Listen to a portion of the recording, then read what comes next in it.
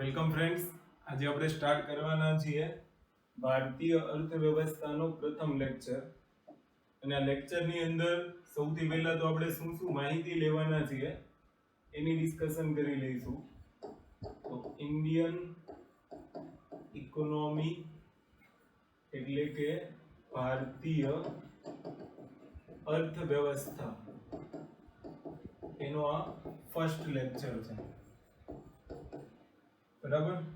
શું શું આપણે આજ પછીના કાર્યક્રમની અંદર જોઈશું એની પણ આપણે ડિસ્કશન કરી લઈએ. કે આજના લેક્ચરની અંદર તો આપણે પહેલા તો હું તમને શીખવાડીશ કે નોટ્સ કેવી રીતના બનાવવી, કારણ કે ઇન્ડિયન ઇકોનોમીની નોટ્સ મહત્વની બની જશે તમારા સિલેબસ માટે. ત્યાર પછી આપણે જોઈશું યુનિટ 1. યુનિટ 1 છે એ ઓલમોસ્ટ 2 થી 3 લેક્ચર, મિનિમમ 2 મેક્સિમમ 3 પણ થઈ શકે છે. 2 થી 3 લેક્ચર ની અંદર યુનિટ 1 ને કમ્પ્લીટ કરીશું. યુનિટ 1 ની અંદર આપણે જોઈશું અર્થવ્યવસ્થા અને અર્થતંત્ર, એની વચ્ચે શું તફાવત છે, આ બંને શબ્દો શું છે, which difference between economy and economics. Second thing આપણે એની અંદર જોઈશું અર્થવ્યવસ્થાના પ્રકાર. યુનિટ 1 માં આપણે પછી શું જોઈશું? અર્થવ્યવસ્થાના પ્રકાર, ટાઇપ્સ ઓફ ઇકોનોમી. અને ત્યાર પછી આપણે જોઈશું આ ફર્સ્ટ પોઈન્ટ, સેકન્ડ પોઈન્ટ અને થર્ડ પોઈન્ટ ની અંદર આપણે જોવાના છીએ આવકનો ચક્રીય પ્રવાહ. કુલ મળીને કહેવાનો મતલબ એટલો જ છે કે આપણે ઝીરો લેવલ, ઝીરો નહીં પણ માઇનસ લેવલથી સ્ટાર્ટ કરીને એકદમ ઇકોનોમીના અપર લેવલ સુધી પહોંચશું. એનું રીઝન છે કે તમે અગર ન્યૂઝપેપર વાંચતા હશો તો ન્યૂઝપેપરની અંદર પણ અર્થવ્યવસ્થાનો એક આખો પોર્શન આવે છે, બરાબર? અથવા તો મેગઝીન જુઓ તો મેગઝીનો પણ અર્થવ્યવસ્થાથી જ ભરેલી હશે. કરંટ અફેરની મેગઝીન જોઈ લો, ઘણી વખત આપણને શબ્દથી પરિચિત નથી હોતા, એના કારણે એ ટોપિક વાંચવામાં કંટાળો આવતો હોય છે. આ બધી મહત્વની બાબતો છે. અને તમે આ બધા સબ્જેક્ટની અંદર તમે એવું સમજી શકો છો કે અર્થવ્યવસ્થાનું મહત્વ કેટલું હશે. કારણ કે જો ન્યૂઝપેપરમાં અલગથી પેજીસ આવતા હોય તો એનો મતલબ શું છે કે કોનું મહત્વ વધારે છે, કરંટ હોય કે કોર સબ્જેક્ટ હોય. તો આપણને ઓલમોસ્ટ એટલો આઈડિયા આવી ગયો છે કે આ સબ્જેક્ટ કેટલો મહત્વનો છે. પણ સૌથી પહેલી વસ્તુ કે આની નોટ્સ કેવી રીતના બનાવવી. જો કે સિલેબસ સ્ટાર્ટ કરીએ એટલે આપણે દરેક વખતે આ શીખવાડીએ છીએ કે નોટ્સ કેવી રીતના બનાવવી.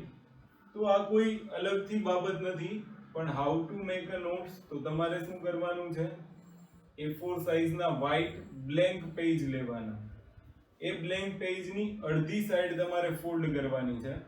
અહીંયા તમારું સ્પાઇરલ આવી જશે. સ્પાઇરલ કરાવજો, એનું રીઝન છે અર્થવ્યવસ્થા બદલતો જતો સબ્જેક્ટ છે. કોઈ નવી સંકલ્પના આવે કે નવી કોઈ પણ બાબત આવે તો તમે સ્પાઇરલ ખોલીને વચ્ચે 2-3 પેજ, 5-6 પેજ લગાવવા હોય તો લગાવી શકો.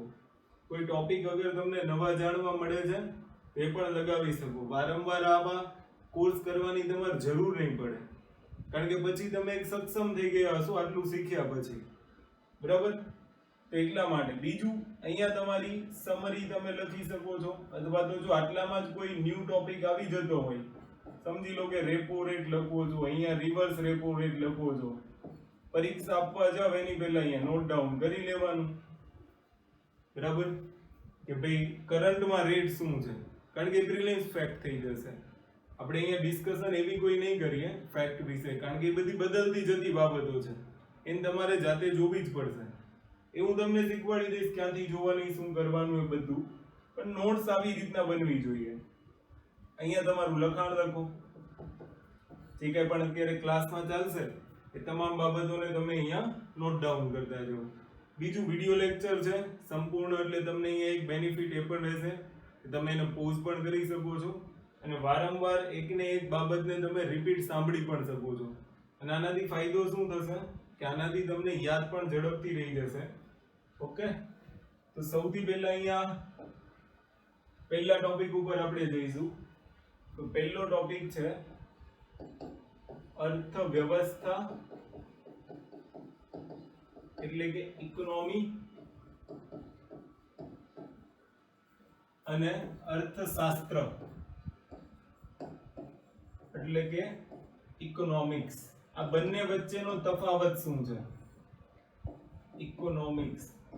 જ્યારે શરૂઆત કરતા હોય ને તો શરૂઆત એકદમ બેઝિક લેવલથી થવી જોઈએ કે આપણને એક એક શબ્દ સમજમાં આવતો હોવો જોઈએ કે શું આપણે ભણવા જઈ રહ્યા છીએ અને એનું મહત્વ શું છે. તો સૌથી પહેલો એક શબ્દ છે અર્થવ્યવસ્થા અને અર્થશાસ્ત્ર. હવે જુઓ, બંને શબ્દ આમ જોતા તો સેમ જ લાગે, બંનેમાં એક શબ્દ કોમન છે અર્થ, પણ અહીંયા પાછળના શબ્દથી એનો મીનિંગ બદલી જાય છે. અહીંયા શબ્દ જોડાઈ જાય છે વ્યવસ્થા અને અહીંયા શબ્દ જોડાઈ જાય છે શાસ્ત્ર. તો આ બંને શબ્દો એવા છે કે જે બંને શબ્દો વચ્ચે ડિફરન્ટ બનાવશે. બાકી અર્થ તો બંનેમાં કોમન જ છે. બીજું, અહીંયા અર્થનો ભૌગોલિક અર્થ નથી લેવાનો, અહીંયા અર્થ મતલબ ઇકોનોમિક્સ. બરાબર? ઇકોનોમિક્સ અને ઇકોનોમીની રિલેટેડમાં જો આપણે અર્થનો મતલબ લઈશું તો અર્થનો મતલબ શું થશે? અર્થ મતલબ મની. બરાબર? તો મનીને કેન્દ્રમાં રાખીને બંને શબ્દને આપણે સમજવાના છે. તો સૌથી પહેલા આપણે અર્થવ્યવસ્થાને સમજીએ અને પછી આપણે અર્થશાસ્ત્ર પણ સમજી લઈશું. જો કે બંને શબ્દ કમ્બાઈન જ શીખવાના છે, પણ અર્થશાસ્ત્રની અગર જો આપણે વાત કરીએ તો અર્થશાસ્ત્રમાં આપણે એક જોઈશું એનો શબ્દાર્થ અને એક આપણે જોઈશું એનો ભાવાર્થ. બંને શબ્દ ડિફરન્ટ છે એટલે ખાસ તમે ધ્યાન રાખજો. બંને બાબતો આપણે ફોકસ કરવી જરૂરી છે. અર્થવ્યવસ્થાના અગર શબ્દાર્થની આપણે વાત કરીએ તો ગ્રીક ભાષાના બે શબ્દો છે.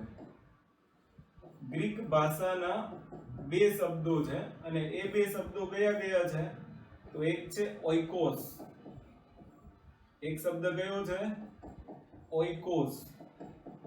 અને બીજો શબ્દ છે નોમોસ. નોમોસ. ગ્રીક ભાષાના બે શબ્દો ઓઇકોસ અને નોમોસ, જેમાં ઓઇકોસ નો મતલબ થાય ડોમેસ્ટિક. ડોમેસ્ટિક ને ગુજરાતીમાં આપણે કહીશું ઘરેલું. જો કે આ ત્યાંના બે શબ્દો છે અને પ્રાચીન શબ્દો છે. આ બંને શબ્દો ગ્રીક ભાષાના વર્ડના છે. બરાબર? ગ્રીક વર્ડ છે. અને નોમોસ નો અર્થ થાય છે મેનેજમેન્ટ. અને એ મેનેજમેન્ટ એટલે થાય વ્યવસ્થાપન. અને આ બંને શબ્દોને અગર કમ્બાઈન કરો છો તો બંને શબ્દોથી એક નવો શબ્દ તૈયાર થાય છે અને એ નવા શબ્દનું નામ છે ઓઇકોનોમિયા. અને એના પરથી કયો શબ્દ આવે છે? ઇકોનોમી. મિયાનું મી થઈ ગયું. બરાબર?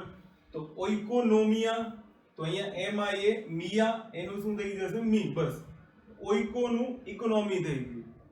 ક્લિયર? તો આ એનો શબ્દાર્થ છે, ઘરેલું વ્યવસ્થાપન. ગ્રીક ભાષાના બે શબ્દો ઓઇકોસ અને નોમોસ, કારણ કે ઘણી વખત આમાંથી પ્રશ્ન બની જાય છે એટલે આપણને ઇકોનોમીનો શબ્દાર્થ પણ ખબર હોવી જોઈએ અને ભાવાર્થ પણ ખબર હોવી જોઈએ. પણ મોસ્ટ ઇમ્પોર્ટન્ટ શબ્દ છે આપણી માટે એનો ભાવાર્થ. તો શબ્દાર્થ તો ખબર પડી ગઈ કે ઘરેલું વ્યવસ્થાપન. એ શબ્દ પરથી શું બનેલું છે? એ શબ્દ પરથી ઇકોનોમી શબ્દ બનેલો છે. એની પરથી અર્થનું વ્યવસ્થાપન એટલે અર્થવ્યવસ્થા. ઘરનું વ્યવસ્થાપન, ઘરેલું વ્યવસ્થાપન, તે શું થઈ જશે? ઓઇકોનોમિયા. ઓઇકોસ અને નોમોસ. બરાબર? પણ અગર ત્યાં અર્થનું વ્યવસ્થાપન આવી જશે તો એ બની જશે અર્થવ્યવસ્થા. હવે આપણે એનો ભાવાર્થ સમજીએ. પણ ભાવાર્થ સમજતા પહેલા આપણે ઇકોનોમિક્સ શીખવું પડશે. તો ઇકોનોમિક્સ શું છે? ઇકોનોમિક્સ એટલે કે અર્થશાસ્ત્ર. ખાસ તમે ધ્યાનથી સાંભળજો. ઇકોનોમિક્સ શું છે? તો ઇકોનોમિક્સ નું ગુજરાતી શબ્દ થાય અર્થશાસ્ત્ર. અને અર્થનું શાસ્ત્ર એક વિદ્વાન થઈ ગયા જેનું નામ છે એડમ સ્મિથ. અને આ એડમ સ્મિથ એ આ અર્થશાસ્ત્રને ધનનું વિજ્ઞાન કહે છે, ધનનું શાસ્ત્ર કહે છે. એડમ સ્મિથ છે એ ઇકોનોમિક્સ ને શું કહે છે? ધનનું શાસ્ત્ર. તો એક શાસ્ત્ર છે. અને તમને ખબર હશે કે શાસ્ત્રોની અંદર શું હશે? તો શાસ્ત્રોની અંદર સિદ્ધાંતો હોય. તો આની અંદર કોના સિદ્ધાંતો હશે? અર્થના સિદ્ધાંતો હશે. અર્થ મતલબ ધન અથવા તો મની. તો એ અર્થના સિદ્ધાંતોના સમૂહની મદદથી શું બનશે? અર્થશાસ્ત્ર બનશે. અને બીજા શબ્દોમાં આપણે કહીએ તો આની અંદર સામાજિક એક સોશિયલ સાયન્સ ગણી શકીએ. અર્થશાસ્ત્રને આપણે શું ગણી શકીએ? સામાજિક વિજ્ઞાન ગણી શકીએ, એક સોશિયલ સાયન્સ ગણી શકીએ. અને આ એવા સિદ્ધાંતો હશે કે જેનાથી શું થાય? નાગરિકોનું મહત્તમ કલ્યાણ થાય. બરાબર. તો નાગરિકોનું મહત્તમ કલ્યાણ ક્યારે થશે? કે એને જરૂરિયાતની વસ્તુઓ મળી રહે. તો એ વસ્તુઓ અને સેવાઓ ક્યાંથી થશે? તો એ વસ્તુઓ અને સેવાઓ ઉત્પન્ન થશે ઉત્પાદનમાંથી. અને એ ઉત્પાદન કોનું થશે? તો એ ઉત્પાદન થશે વસ્તુનું અથવા એ ઉત્પાદન થશે સેવાનું. અને આ જ્યારે નાગરિકોને મળશે ત્યારે નાગરિકોનું મહત્તમ કલ્યાણ થશે. તો આ ઉત્પાદનના સિદ્ધાંતો શું હશે? એ જ અર્થશાસ્ત્ર હશે. ક્લિયર? તો ખાસ ધ્યાનથી સાંભળજો કે અર્થશાસ્ત્ર શું છે? તો વસ્તુ અને સેવાના ઉત્પાદનનું યોગ્ય વિતરણ કે જેનાથી નાગરિકોનું મહત્તમ કલ્યાણ થાય અને એના સિદ્ધાંતોનો સમૂહ શું કહેવાય? અર્થશાસ્ત્ર કહેવાય. ક્લિયર? તો આ થઈ ગયું તમારું અર્થશાસ્ત્ર. એને આપણે શું કહી શકીએ છીએ? સોશિયલ સાયન્સ પણ કહી શકીએ. એક અર્થશાસ્ત્ર છે એટલે ધનનું શાસ્ત્ર છે કે જેમાં અર્થ રિલેટેડ તમામ સિદ્ધાંતો હશે. બરાબર. અને આ જ અર્થવ્યવસ્થાનું ગતિશીલ સ્વરૂપ અથવા તો વાસ્તવિક સ્વરૂપ એટલે એને કહેવાય અર્થવ્યવસ્થા. આ જ અર્થશાસ્ત્ર જ્યારે સિદ્ધાંતોને વ્યવહારિક રીતે લાગુ કરવામાં આવશે, જ્યારે સિદ્ધાંતોને ગતિશીલ સ્વરૂપ પ્રદાન કરવામાં આવશે ત્યારે એ શું બની જશે? ત્યારે એ અર્થવ્યવસ્થા બની જશે. ક્લિયર? તો બંને શબ્દ ધ્યાન રાખવાના છે, અર્થશાસ્ત્ર અને અર્થવ્યવસ્થા. તો કદાચ તમને ના ખબર પડી હોય તો હું એક એક્ઝામ્પલ આપું. સમજો કે વિજ્ઞાન અને ટેકનોલોજીની બુકમાં તમે ન્યૂટનની ગતિના નિયમો ભણો છો અને એની અંદર ન્યૂટનની ગતિનો ત્રીજો નિયમ આઘાતનો પ્રત્યાઘાત અને એનું વ્યવહારિક સ્વરૂપ શું થશે? તો રોકેટ લોન્ચર જોઈ લો. બરાબર. અથવા તો તમે મિસાઇલ્સ જોઈ લો. એ પણ શેના ઉપર કામ કરે છે? ન્યૂટનની ગતિના ત્રીજા નિયમ. તો જે ચોપડીની અંદર લખેલું છે, જે સિદ્ધાંત આપેલો છે એ શું છે? તમારું શાસ્ત્ર છે. અને એ સિદ્ધાંતનું વ્યવહારિક સ્વરૂપો શું છે? તો જેને મદદથી આજે આપણે લોન્ચર તૈયાર કરી રહ્યા છે, જેટ વિમાનો તૈયાર કરી રહ્યા છે, તો એનું શું થઈ ગયું? વ્યવહારિક સ્વરૂપ. તો આ શું થઈ જાય? શાસ્ત્ર. અને આ થઈ જાય વ્યવસ્થા. પણ એક વસ્તુ આની અંદર કોમન રહેશે કે જ્યાં નાગરિકોના મહત્તમ કલ્યાણ માટે એટલે કે વસ્તુ અને સેવાનું ઉત્પાદન કરવામાં આવે છે એના સિદ્ધાંતોનો સમૂહ છે. અને હવે એને શું કરવાનું છે? વ્યવહારિક રીતે લાગુ કરવાનું છે. તો હવે આપણે અર્થવ્યવસ્થા શબ્દને સમજવા માટે પણ આપણે એ શીખવું જરૂરી છે કે આ કઈ રીતના શક્ય બનશે, કઈ રીતના આપણે એને વાસ્તવિક સ્વરૂપ આપી શકીશું, શું આ ખરેખર શક્ય છે કે નહીં, તો એને સમજવાનો પ્રયત્ન કરીએ. તો અહીંયા મેં તમને કીધું કે શું મહત્વનું બની જાય છે? ઉત્પાદન. ઉત્પાદન કોનું? વસ્તુ અને સેવાનું. તો ઉત્પાદન શેમાંથી થશે? જે સંસાધનો હશે એમાંથી ઉત્પાદન થશે. અને એ સંસાધનો કોને મળશે? નાગરિકોને મળશે. બરાબર. તો અગર આ સંસાધનોની યોગ્ય વહેંચણી કરવામાં આવે, બરાબર, તો નાગરિકોનું શું થઈ શકે છે? મહત્તમ કલ્યાણ થઈ શકે છે. તો એને જ આપણે શું કહીશું? અર્થવ્યવસ્થા. સમજી ગયા તમે? કે સંસાધનોની યોગ્ય વહેંચણી એવી રીતના કરવામાં આવે કે જેનાથી નાગરિકોનું મહત્તમ કલ્યાણ થાય, તો એને આપણે શું કહીશું? અર્થવ્યવસ્થા કહીશું. પણ હવે કદાચ તમને નહીં ખબર પડી હોય એવું માની લઉં છું, એક એક્ઝામ્પલ આપું તો તમને ખબર પડી જશે. બરાબર. છતાંય નહીં ખબર પડે તો બે એક્ઝામ્પલની મદદથી સમજશું કે શું આ સંસાધનોની વહેંચણી, નાગરિકોનું મહત્તમ કલ્યાણ ને આ તેમ શું ચાલુ કરી દીધું છે. તો એને અગર આપણે એક એક્ઝામ્પલની મદદથી સમજીએ તો ઓર ખબર પડશે. માની લો કે એક હોટલ છે. બરાબર. હોટલ સારી એવી છે, એનું નામ છે નમો. અને આ નમો હોટલની એક ખાસિયત છે. શું ખાસિયત છે? કે જે લોકો કેસરી કપડા પહેરીને આવશે એને દરેક બાબતમાં ડિસ્કાઉન્ટ રહેશે. બરાબર. અગર તમે ઓરેન્જ કપડા પહેરીને હોટલની રૂમ બુક કરવા આવો છો તો 10,000 વાળી રૂમ છે એ તમને 2,000 રૂપિયામાં મળશે. અગર તમે અહીંયા જમવા માટે આવો છો, ડિનર કરો છો કે લંચ કરો છો તો તમને 200 રૂપિયા વાળી થાળી છે એ 50 રૂપીસમાં મળશે. કન્ડિશન નંબર 1, કેસરી કલરના કપડા પહેરેલા હોવા જરૂરી છે. માની લો એક દિવસ અક્ષય કુમારને એમ થયું ચલો હું ગુજરાતમાં ફરી આવું. ના, હોટલ છે ગુજરાતમાં. માની લો આ હોટલ છે કચ્છમાં. બરાબર. તો અક્ષય કુમાર એક વખત સફેદ રણ જોવા આવે, એ સફેદ રણ જોવા જાય તો ગૂગલમાં સર્ચ કરે. ગૂગલમાં સર્ચ કરતા જ પહેલી હોટલ આવે છે આ નમો. બરાબર.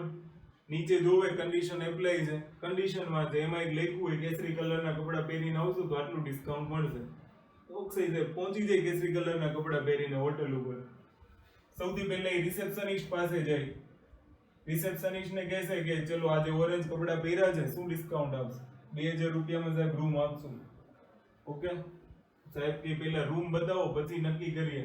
નહીંતર આ કેસરી કપડા પહેરીને તો અત્યાર સુધી ઘણું બધું લૂંટી લીધું. ઓકે, તો હવે જોઈએ આગળ ત્યાંથી કે અક્ષય કુમાર છે એને વેઇટરને બોલાવે કે ભાઈ આ સાહેબને રૂમ બતાવી દો. એટલામાં અક્ષય કુમાર છે ઈ 2,000 રૂપિયા ડિપોઝિટ પેટે અહીંયા રિસેપ્શનિસ્ટને આપશે. અગર ઉપર રૂમ પસંદ પડી જાય છે તો અક્ષય કુમાર રાખી લેશે, નહીંતર અધરવાઇઝ એ નીચે આવી જશે અને એને રિફંડ થઈ જશે. તો અક્ષય કુમાર રૂમ જોવા જાય છે, 2,000 રૂપિયા કેશ ડિપોઝિટ પર જમા કરાવે છે કેશ કાઉન્ટર ઉપર. એટલે હવે જેવી ડિપોઝિટ છે એ જમા કરાવે એટલે 2,000 રૂપિયા નમો હોટલના રિસેપ્શનિસ્ટ પાસે આવી જાય. એ રિસેપ્શનિસ્ટ શું કરશે કે એને વારંવાર ફોન આવતા હોય. એક બેકરી પરથી બ્રેડ મંગાવતા હોય જેનાથી આ બધાને સવારમાં બ્રેડ બટર મળશે. તો એ 2,000 રૂપિયા લઈને રિસેપ્શનિસ્ટ પહોંચે બેકરી વાળાને અને એ 2,000 રૂપિયા હવે જે જૂનું બિલ હતું બેકરીનું બાકી એ પૂરું કરી દીધું. બેકરી વાળાને ફોન આવતા હોય લોટ વાળાના કે જે લોટ બનાવતી કંપની છે. બરાબર. એ લોટ બનાવતી કંપની શું કરશે? વારંવાર બેકરી વાળાને ફોન કરી દીધું તો એટલી વારમાં બેકરી વાળો ફટાફટ દોડીને એ 2,000 રૂપિયાનું બિલ કોને ચૂકતું કરી દેશે? લોટ વાળાને. લોટ વાળાઓને વારંવાર ખેડૂતનો ફોન આવતો હતો કે અમે ઘઉં આપ્યા છે, અમારા પૈસાનું શું? એ 2,000 રૂપિયા એને ચૂકતા કરી દેશે. બરાબર. અને ખેડૂત સીધો હોટલમાં જઈને 50 રૂપિયા વાળી ડીશ જમતો હતો તો એને 2,000 હોટલમાં બાકી હતા અને આ 2,000 રૂપિયા જમા કરી દેશે હોટલના બિલમાં. એટલી વારમાં અક્ષયભાઈ નીચે આવે ને એને રૂમ પસંદ નથી પડતી તો ભાઈ આ તો 2,000 વાળું તો ગેસ્ટ હાઉસ જેવું છે અને મારે તો 5 સ્ટાર હોટલ જોઈએ. અક્ષય કુમારને પસંદ નથી પડતું તો એ 2,000 રૂપિયા પાછા આપી દેશે અક્ષય કુમારને. ક્લિયર? તો આ એક આખું ગતિશીલ સ્વરૂપ થયું. કોનું? અર્થશાસ્ત્રના સિદ્ધાંતોનું. આમાં મહત્વની ભૂમિકા કોની છે? મહત્વની ભૂમિકા છે અર્થની. મહત્વની ભૂમિકા કોની છે? અર્થની. અને આને શું કહેવાય? અર્થવ્યવસ્થા કહેવાય. હવે કોઈ એવા પ્રશ્ન કે એવા ડાઉટ ક્રિએટ નહીં કરતા કે સર અક્ષય કુમારે જ 2,000 રૂપિયા આપ્યા હતા અને અક્ષય કુમારને 2,000 રૂપિયા પાછા આપી દીધા તો એ અર્થવ્યવસ્થા કેમ ચાલુ રહી? એ જ તો છે સિદ્ધાંત, એ જ શાસ્ત્ર છે ને એ જ એનું વાસ્તવિક સ્વરૂપ છે.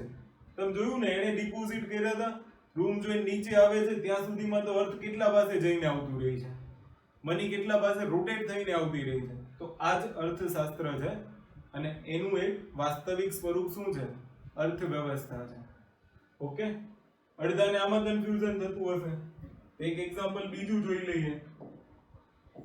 માની લો કે આમાં જો બધાનું કલ્યાણ થઈ ગયું ને, નાગરિકોનું મહત્તમ કલ્યાણ થયું, બેકરી વાળાનું થયું, બરાબર, ખેડૂતોનું થયું, લોટ વાળાનું થયું અને અક્ષય કુમારનું પાછું કલ્યાણ થઈ ગયું. તો આમાં નાગરિકોનું મહત્તમ કલ્યાણ શેની મદદથી થયું? સંસાધનોની મદદથી. બધા પાસે સંસાધનો બી અલગ અલગ હતા. અમુક નેચરલ રિસોર્સિસનો ઉપયોગ કરતા હતા, અમુક નાણાંનો જ રિસોર્સ તરીકે ઉપયોગ કરતા હતા, અમુકે હોટલ બનાવી હતી. તો આવી બધી ઘટનાઓ થશે. અને એ જ આખું વાસ્તવિક સ્વરૂપ શું બનશે? અર્થવ્યવસ્થા બનશે. અગર એક્ઝામ્પલથી નથી ખબર પડતી તો અત્યારે પ્રદૂષણની સૌથી વધુ સમસ્યા છે અને ભારતની અંદર ઇલેક્ટ્રિક વાહનોને વધારે મહત્વ આપવામાં આવી રહ્યું છે. ઇલેક્ટ્રિક વાહનો બનાવવામાં આવી રહ્યા છે, ઇલેક્ટ્રિક સ્ટેશનો ઊભા કરવામાં આવી રહ્યા છે. તો એક્ઝામ્પલ તરીકે માની લો કે ભારતની અંદર એક ટેસ્લા કંપની આવે છે અને એ ટેસ્લા કંપની છે એને ઇલેક્ટ્રિક વ્હીકલ બનાવવાનો એક પ્લાન્ટ નાખવો છે અને એ પ્લાન્ટ નાખવા માટે એને શેની જરૂર પડશે? એને જરૂર પડશે ભૂમિની. તે ભૂમિ સરકાર એને મફત તો આપશે નહીં, તો સરકાર એની પાસેથી શું લેશે? રૂપિયા લેશે અને એ રૂપિયાના બદલામાં એને શું આપશે? ભૂમિ આપશે. એની મદદથી એ શું કરશે? ઇલેક્ટ્રિક કાર બનાવશે અને એ ઇલેક્ટ્રિક કારની મદદથી શું થશે? તો એ ઇલેક્ટ્રિક કારની મદદથી નાગરિકોનું કલ્યાણ થશે.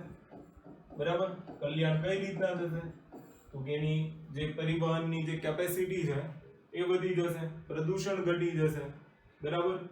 પ્લસ ઇલેક્ટ્રિકનો ઉપયોગ કરવામાં આવે છે તો અત્યારે આપણી પાસે રિન્યુએબલ એનર્જીના સોર્સ પણ વધારે છે. પણ એ બધી સામાજિક વાત છે. અર્થવ્યવસ્થાની દ્રષ્ટિએ જુઓ તો ભૂમિ શું છે? ભૂમિ એક સંસાધન છે. તો એ સંસાધનનું શું કરવામાં આવ્યું? યોગ્ય વહેંચણી કરવામાં આવી. એ યોગ્ય વહેંચણીથી શું થયું? નાગરિકોનું મહત્તમ કલ્યાણ થયું. તો આજ શું છે? આજ તો છે તમારી અર્થવ્યવસ્થા. ક્લિયર? તો આ ડિફરન્સ તમને ખબર હોવી જોઈએ કે અર્થવ્યવસ્થા અને અર્થશાસ્ત્ર વચ્ચે શું ડિફરન્સ છે. ઓકે, તો આ થઈ ગયું અર્થવ્યવસ્થા અને અર્થશાસ્ત્ર. તો બીજો એક શબ્દ એ થાય કે સંસાધનો કોના અને લોકો ક્યાંના. એનું રીઝન છે કે કોઈ પર્ટિક્યુલર ક્ષેત્રના સંસાધનોની વાત કરવી પડશે ને, કોઈ પર્ટિક્યુલર ક્ષેત્રના લોકોની વાત કરવી પડશે, નહીંતર તો આ શબ્દને કેમ મેચ કરશો? સમજ પડી? તો આ બંને માટે કોઈ પર્ટિક્યુલર વર્ડ હોવો જરૂરી છે કે કોઈ ચોક્કસ ક્ષેત્રના સંસાધનો અને એ ચોક્કસ ક્ષેત્રના સંસાધનોનો મહત્તમ ઉપયોગ કરીને ચોક્કસ ક્ષેત્રના નાગરિકોનું મહત્તમ કલ્યાણ. એટલા માટે છે ને અર્થવ્યવસ્થાનો શબ્દ ક્યારે એકલો ન લખાય. અર્થવ્યવસ્થાના શબ્દની આગળ જે તે ક્ષેત્રનું નામ લગાડવું જરૂરી છે, પછી જ પાછળ અર્થવ્યવસ્થા શબ્દ જોડવામાં આવે.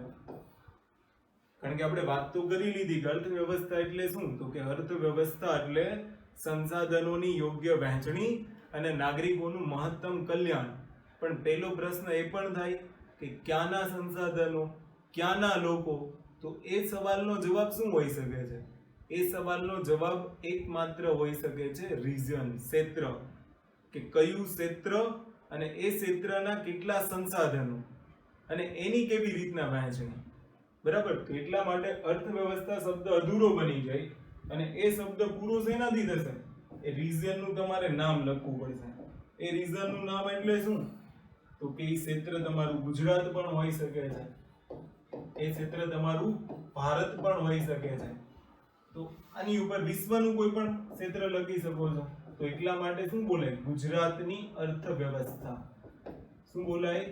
ભારતની અર્થવ્યવસ્થા. તો હવે એક વસ્તુ ખાસ ધ્યાન રાખજો કે અર્થવ્યવસ્થા શબ્દ એકલો લખાય પણ નહીં અને બોલાય પણ નહીં. ઉપર લખ્યું હતું એ આપણે બે શબ્દને સમજવા માટેની વાત હતી. પણ કોઈ પણ દેશની અર્થવ્યવસ્થાની ચર્ચા કરવી હોય, કોઈ પણ અર્થવ્યવસ્થાની ચર્ચા કરવી હોય તો એની માટે જે તે ક્ષેત્ર ઇમ્પોર્ટન્ટ બની જાય. બરાબર? તો અહીંયા કાં તો તમે ગુજરાતની અર્થવ્યવસ્થા લખી શકો છો અને કાં તો ભારતની અર્થવ્યવસ્થા. બીજો સવાલ આપણને એ થાય, હવે તમે અહીંયા આટલા શબ્દો સમજી ગયા છો તો હવે તમારી માટે આગળના ટોપિક શીખવા બહુ ઈઝી થઈ જાય. બરાબર? કેવી રીતના? જો તમને અહીંયા સુધી સમજણ પડી હશે તો તમે આગળના શબ્દો સારી રીતના સમજી શકો છો. મારો એક પ્રશ્ન છે કે ભાઈ અર્થવ્યવસ્થામાં સમસ્યા ક્યારે ઉદ્ભવી શકે? સ્વાભાવિક છે પ્રશ્ન થાય. કદાચ આપણે એવું ભણી લઈએ કે ભાઈ ભારતીય અર્થવ્યવસ્થામાં સમસ્યા કેવી રીતના ઉત્પન્ન થઈ શકે? તો ભારતીય અર્થવ્યવસ્થામાં સમસ્યા બે કારણોથી ઉત્પન્ન થાય. તો હવે તમને જો અર્થવ્યવસ્થા ખબર પડી ગઈ હોય કે અર્થવ્યવસ્થામાં મહત્વની બાબતો શું છે, મહત્વની બાબતો છે સંસાધનો, બરાબર. તો એ સંસાધનોની અગર યોગ્ય રીતે વહેંચણી નહીં થાય, ખાસ ધ્યાનથી સાંભળજો, એ સંસાધનોની યોગ્ય રીતે વહેંચણી નહીં થાય તો અર્થવ્યવસ્થામાં સમસ્યા ઉત્પન્ન થશે. નહીં થાય તો, અને બીજું કે ભારતીય અર્થવ્યવસ્થા સમજવા માટે જો ભારતમાં સંસાધનોની યોગ્ય વહેંચણી નહીં થાય તો સમસ્યા ઉત્પન્ન થશે. અને બીજું અર્થવ્યવસ્થામાં સમસ્યા ઉત્પન્ન થવાનું કારણ છે સંસાધનોનો અભાવ. બીજું અર્થવ્યવસ્થામાં સમસ્યા ઉત્પન્ન થવાનું કારણ શું છે? સંસાધનોનો અભાવ.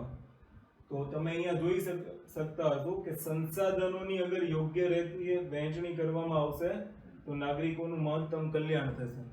અને એ મહત્તમ કલ્યાણ માટે સંસાધનો મહત્વના છે. તો અગર તમને એમ કોઈ પૂછે, આ બધી ઇન્ટરવ્યુ માટે બાબતો મહત્વની હોય, આ બધી ફોકસ પોઈન્ટ છે, બરાબર, કે ભારતીય અર્થવ્યવસ્થામાં તમે જે સમસ્યા જોઈ શકો છો એનું મૂળ કારણ શું છે? તો મૂળ કારણ શું છે? સંસાધનોનો અભાવ અને સંસાધનોની યોગ્ય રીતે વહેંચણી ન થવી. જો આ બંને નહીં થાય તો નાગરિકોનું મહત્તમ કલ્યાણ નહીં થાય. તો હવે આપણે જોઈ લઈએ કે વારંવાર હું સંસાધનો કરું છું, તો આ સંસાધનો છે શું? રિસોર્સિસ ઉપર આપણે ફોકસ કરીએ કે સંસાધનો એટલે શું? સંસાધનો એટલે રિસોર્સિસ, બરાબર. એને અંગ્રેજીમાં આપણે શું કહીશું? રિસોર્સિસ.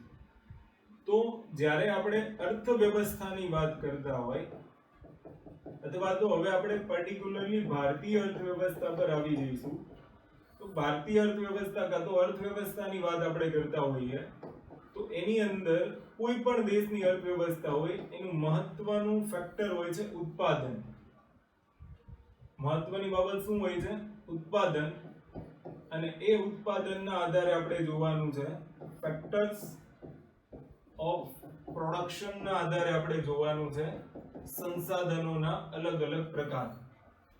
તો આને તમે ઉત્પાદનના ઘટકો પણ કહી શકો છો અથવા તો અલગ અલગ પ્રકારના સંસાધનો કહી શકો છો. કારણ કે જ્યારે જો સંસાધનો ઘણા બધા પ્રકારના હોય છે, પણ જ્યારે અર્થવ્યવસ્થાની વાત થતી હોય ત્યારે 4 પ્રકારના સંસાધનો મહત્વના બની જાય છે.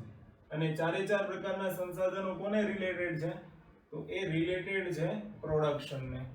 કારણ કે હમણાં મેં તમને કીધું હતું કે અર્થશાસ્ત્રમાં કોનું ફોકસ હોય છે? ઉત્પાદન. ઉત્પાદન કોનું? તો કે વસ્તુ અને સેવાનું. તો આના જ સિદ્ધાંત હોય ને એના જ સિદ્ધાંતોનું વ્યવહારિક સ્વરૂપ. તો એ જ ઉત્પાદન માટે કેટલા સંસાધન જોઈએ એની આપણે ડિસ્કશન કરી લઈએ. 4 મુખ્ય સંસાધનોની જરૂરિયાત પડશે.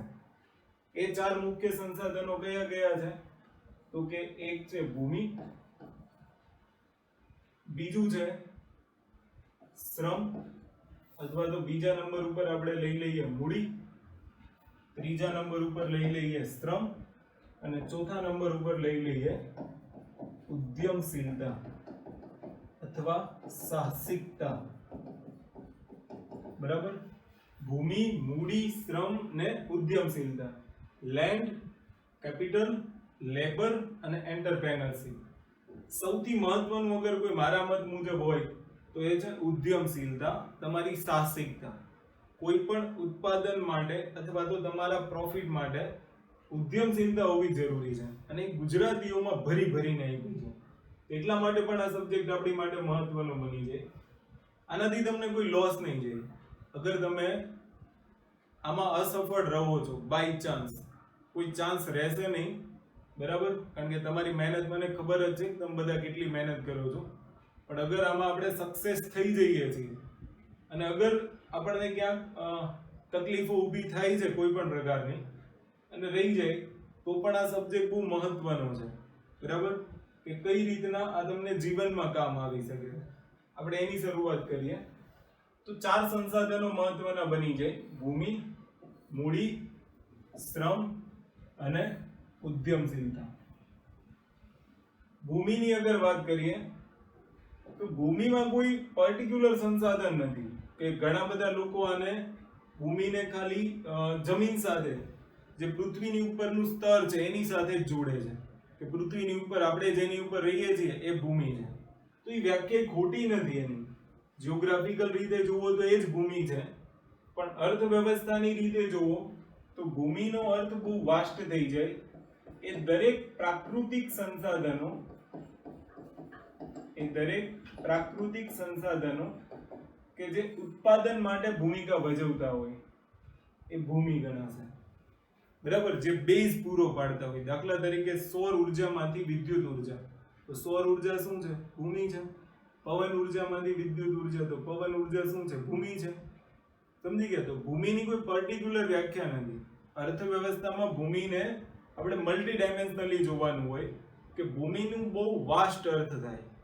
બરાબર, તો એક એક્ઝામ્પલની મદદથી સમજીએ કે આ ચારે ચાર સંસાધન કેવી રીતના છે. એક્ઝામ્પલ તરીકે મારે એક એકેડમી ખોલવી છે. આપણે આપણી જ ફિલ્ડનું એક ઉદાહરણ લઈ લઈએ. સમજી લો, એક એકેડમી ખોલવી છે. એકેડમી ખોલવી છે તો સૌથી પહેલા મારે એની માટે શું જોઈશે? ભૂમિ જોઈશે. બરાબર, ભૂમિની જરૂરિયાત પડશે.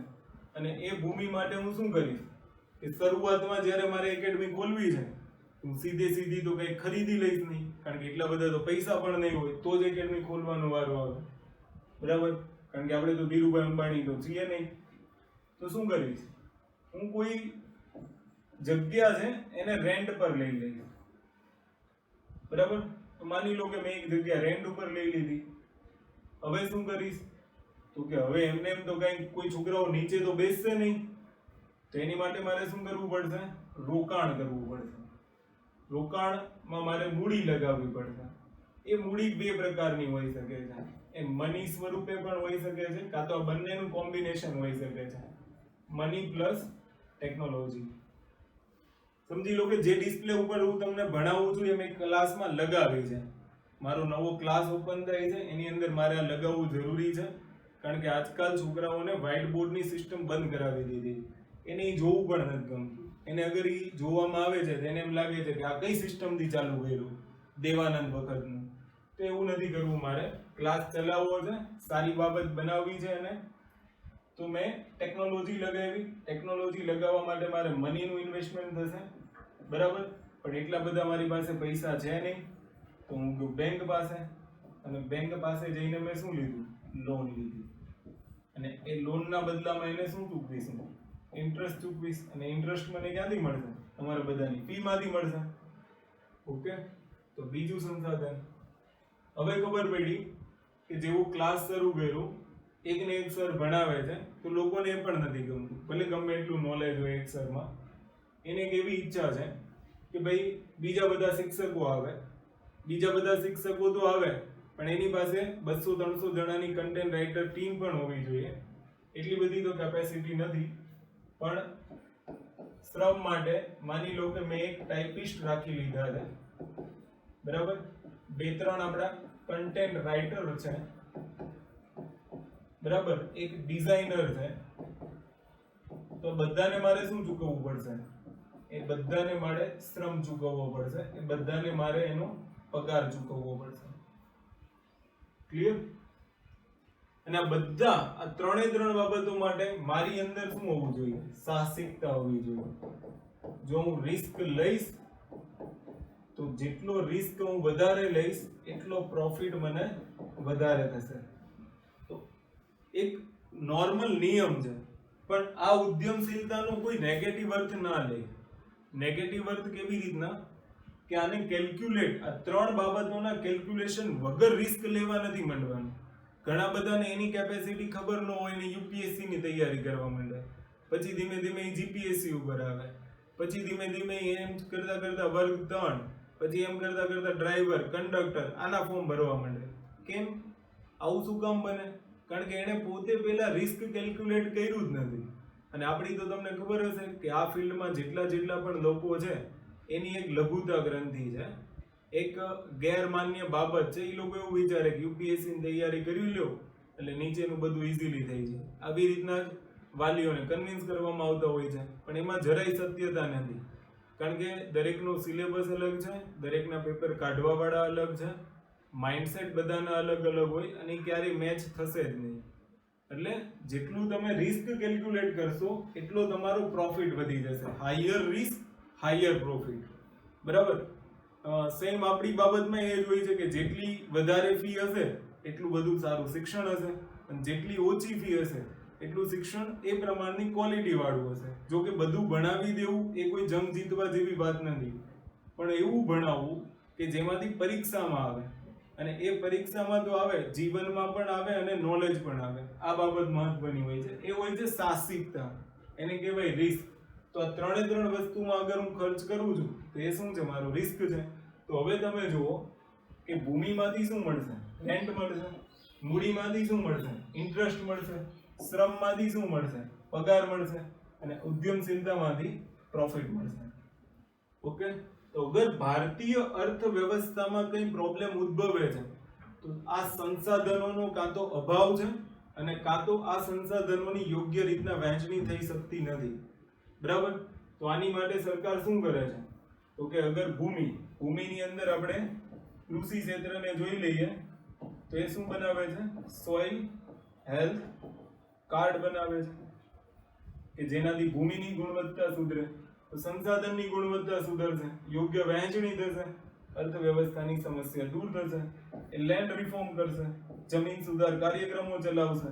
અને લેન્ડ રિફોર્મ્સ અંતર્ગત પણ શું એનો ઉદ્દેશ્ય હોય છે કે આપણું જે સંસાધન ભૂમિ છે એની યોગ્ય રીતે વહેંચણી કરી શકાય અને અર્થવ્યવસ્થાની સમસ્યાનું સમાધાન લાવી શકાય. બીજું કે મની પ્લસ ટેકનોલોજી, તો આ પણ એક સંસાધન છે. તો આની માટે સરકાર શું કરશે? તો આની માટે સરકાર અલગ અલગ યોજનાઓ ચલાવશે. એક્ઝામ્પલ તરીકે મુદ્રા યોજના ચલાવશે, એમએસએમઈ સેક્ટર માટે અલગ અલગ યોજનાઓ ચલાવશે. આરબીઆઈ ને કહી દેશે કે જેટલી પણ વાણિજ્યિક બેંકો છે એની ઉપર તમે ધ્યાન રાખો કે આપણે જે સેક્ટરમાં આપણે ગ્રોથ કરવો છે એમાં કેટલું ધ્યાન રાખે છે. આ બધું આપણે આગળ ભણશું. બરાબર. તો આવી બધી યોજના સરકાર ચલાવશે, કારણ કે અર્થવ્યવસ્થામાં જ્યારે સમસ્યા ઉત્પન્ન થશે તો એનું નિરાકરણ તો સરકારને જ લાવવું પડશે, અને એ સરકાર આવી રીતના કરે છે. શ્રમ સુધાર કાર્યક્રમો ચલાવશે. શ્રમ સુધાર કાર્યક્રમ શું કામ? શ્રમ સુધાર કાર્યક્રમ એટલા માટે કે લોકોની અંદર એક સ્કિલ આવે, તો સ્કિલ ઇન્ડિયા કાર્યક્રમ ચલાવે છે. સ્કિલ ડેવલપમેન્ટ પ્રોગ્રામ સરકાર ચલાવે છે કે જેનાથી કુશળ શ્રમ મળે અને એ શ્રમનું સંસાધન પણ સુધરી જાય. તો કદાચ શ્રમના સંસાધનોનો અભાવ હોય, એની અંદર ટેકનોલોજીના નોલેજનો અભાવ હોય, તો એ સરકાર શું કરે છે? સ્કિલ ઇન્ડિયા પ્રોગ્રામ ચલાવીને પૂરું કરે છે કે એની મદદથી પણ ઉત્પાદનમાં વધારો થશે, અને ઉત્પાદનમાં વધારો થશે તો અર્થવ્યવસ્થામાં સુધાર થશે. અને એક હોય છે ઉદ્યમશીલતા, સાહસિકતા. તો સાહસિક લોકો માટે પણ સરકાર પ્રોગ્રામ ચલાવી રહી છે. બરાબર. ઘણા બધા પ્રોગ્રામ છે, stand up India, startup India. બરાબર, કે જેનાથી ઉદ્યમશીલતા, લોકોમાં રિસ્ક લેવાની કેપેસિટી વધે. બેંકોને કહી દેશે કે આ સેક્ટરની અંદર વધારે ધ્યાન આપજો. બરાબર છે. તો અલગ અલગ પ્રકારનું. તો અહીંયા પણ તમે મુદ્રા યોજના લઈ શકો છો. બરાબર. તો મુદ્રા યોજનાથી શું આવશે કે લોકોને એક રિસ્ક લેવાની સાહસિકતા મળશે. બેંકો તમને સસ્તા વ્યાજે લોન આપશે, તો તમે શું કરશો? રિસ્ક લેશો. બરાબર. તો કે સર આ બેમાં સેમ એક્ઝામ્પલ થઈ ગયું, એક્ઝામ્પલ બદલી નાખીએ. આ સેક્ટરમાં અંદર મની પ્લસ ટેકનોલોજી માટે જોઈ લો એફડીઆઈ. સરકાર શું કરશે? એફડીઆઈ ને પ્રોત્સાહન આપશે. બરાબર. એફડીઆઈ થી શું થશે? એફડીઆઈ માં 100% એફડીઆઈ વાળા ક્ષેત્રોમાં શું થશે કે ફોરેન ડાયરેક્ટ ઇન્વેસ્ટમેન્ટ છે એ સીધું ભારતમાં આવશે. સીધું ભારતમાં આવશે તો એનાથી શું ફાયદો છે? તો એનાથી મની પણ આવશે, અને અગર બહારથી રોકાણ આવી રહ્યું છે તો બહારના દેશની ટેકનોલોજી પણ ભારતમાં પ્રવેશશે. તો સીધું શું થઈ ગયું? કેપિટલ. અને એ જ શું બનશે? સંસાધન બનશે, અને એ જ સંસાધનોની યોગ્ય વહેંચણી થશે. સમજી ગયા? તો આનું બહુ મહત્વનું ફેક્ટર હોય છે. શું ફેક્ટર હોય છે એને આપણે સમજીએ. દાખલા તરીકે સમજો કે ભારતની અંદર આ બધી યોજનાઓ સફળ થઈ અને સંસાધનોની યોગ્ય રીતના વહેંચણી થઈ. સંસાધનોની યોગ્ય રીતના વહેંચણી થાય છે તો શું થશે? ઉત્પાદનમાં વધારો થશે. ઉત્પાદનમાં વધારો થશે તો રોજગારમાં વધારો થશે. રોજગારમાં વધારો થશે તો લોકોની આવક વધશે. લોકોની આવક વધશે તો શું થશે? લોકોની બચત પણ વધશે, અને લોકોની ઉપભોગ કરવાની, કન્ઝમ્પશન વધી જશે. કન્ઝમ્પશન વધી જશે તો એનું જીવન કેવું બનશે? ઉચ્ચ ગુણવત્તાયુક્ત જીવન બનશે અને ઉચ્ચ ગુણવત્તાયુક્ત જીવનનો મતલબ શું? નાગરિકોનું મહત્તમ કલ્યાણ થશે. તો થઈ ગયું નાગરિકોનું મહત્તમ કલ્યાણ. ઓકે, તો બસ મેઇન ફોકસ આપણું આ હતું કે સંસાધનોની યોગ્ય રીતના વહેંચણી કરવાથી શું થશે? નાગરિકોનું મહત્તમ કલ્યાણ થશે. તો આ છે અર્થવ્યવસ્થા. તો આજે આપણે બે શબ્દો શીખ્યા, ભારતીય અર્થવ્યવસ્થા અને અર્થશાસ્ત્ર. આ બંને વચ્ચે શું તફાવત છે? તો આશા રાખું કે આ બધી તમને ખબર પડી ગઈ હશે. અગર આમાં કોઈ પ્રોબ્લેમ હોય તો તમે ડાયરેક્ટ મેસેજ કરી શકો છો એપ્લિકેશન થ્રુ, અથવા ડાયરેક્ટલી તમે વોટ્સઅપ કરીને પણ પ્રશ્ન પૂછી શકો છો. ઓકે, તો મળીએ નેક્સ્ટ લેક્ચરની અંદર. જય હિન્દ, જય ભારત.